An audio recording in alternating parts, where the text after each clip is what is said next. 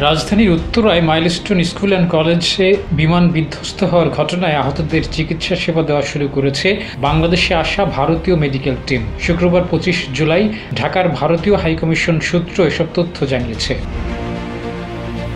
24 জুলাই বৃহস্পতিবার ভারতীয় মেডিকেল টিমের সদস্যরা স্বাস্থ্য মন্ত্রণালয়ের ঊর্ধ্বতন কর্মকর্তা এবং ঢাকার জাতীয় বার্ন ও প্লাস্টিক সার্জারি ইনস্টিটিউটের চিকিৎসকদের পরামর্শ দেন। তারা প্রতিটি গুরুতর কেস পর্যালোচনা করছেন, চিকিৎসা পদ্ধতি সম্পর্কে মতবিনিময় এবং ভবিষ্যতের চিকিৎসার পদ্ধতি সম্পর্কে তাদের মূল্যায়ন জানিয়েছেন।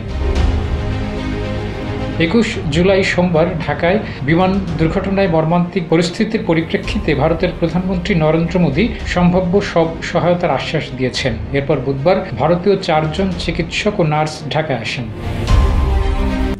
RICL TMX, যুগের পর যুগ স্থাপনা থাকে মজবুত। সোমবার ঢাকার উত্তরার মাইলস্টোন স্কুল অ্যান্ড কলেজ ক্যাম্পাসে বাংলাদেশ বিমান বাহিনীর একটি বিমান বিধ্বস্ত হয়। এতে আহতদের চিকিৎসা সেবা দিতে ঢাকায় রয়েছে ভারত টিম। ওই দুর্ঘটনায় বিমানের পাইলট সহ নিহত হয়েছে অন্তত 32 জন। ডেস্ক রিপোর্ট, জয় জয় দেব।